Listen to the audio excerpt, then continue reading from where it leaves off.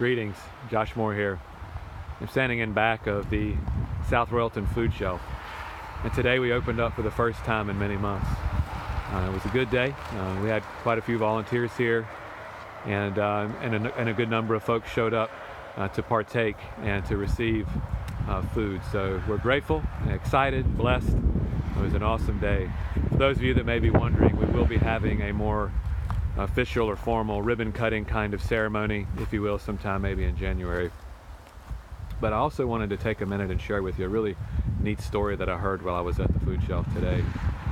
There's a local couple, wanted to remain anonymous, who recently was able to give some money to the food shelf, and the way that that came about was really interesting. And this person was telling me about how her husband was helping her father do some things around the house, and kind of in the by and by misplaced his wallet, maybe laid it on the bumper of the car or on the hood of the car or whatever, not really thinking, just engrossed in what he was doing, and drove up the road to get some gas, and ended up, of course, along the way, it was quite a drive, ended up losing his wallet. And of course he didn't know it at the time until he got to where he was going and sat down and realized, oh no, my wallet's gone. So kind of in a panic, went back to his father-in-law's house, his wife's father, went back to the house to see if maybe it fell out somewhere there, and looking around in the yard, got out the metal detector, the whole shebang, looking for the wallet, and couldn't find it. And decided, maybe I should drive or retrace my tracks and see if somewhere, who knows what happened to it, just retrace my tracks, and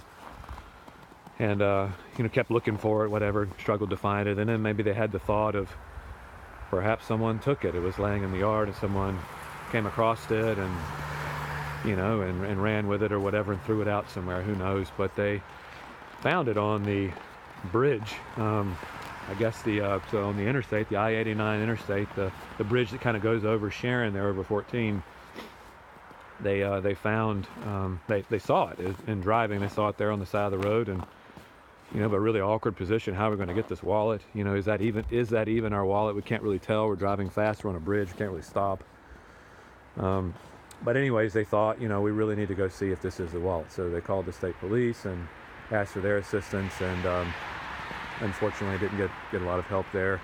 But decided, we're going to go try and track this thing down for ourselves, go out on the bridge, and if we have to, we're going to get out and get it. And so they did that.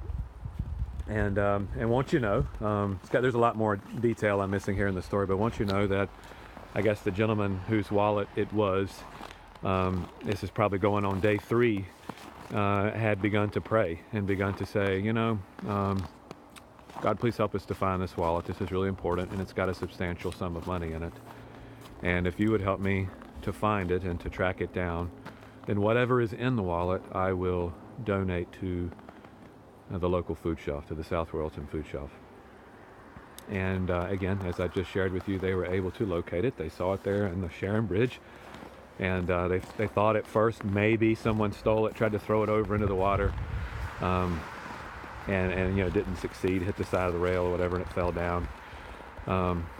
But I think what they determined was that he ended up setting it on the hood, and on his way to get gas, it fell off. But anyways, there was $500 in the wallet. And so they have donated this $500 to the South Royalton food shelf. So just an interesting story about how our community has really come together to support this project. So we're just so grateful and thankful to this couple who felt so inclined to donate in such a way to the food shelf, and thankful that with the community's help, we've gotten to a place to where we can open up and begin ordering food and doing the things that we need to do to have mercy on those in our community that are in need. So thank you to all of you. Thank you again to this couple, and I just thought I'd share that neat little story with you. More details, more videos to come. Take care. God bless.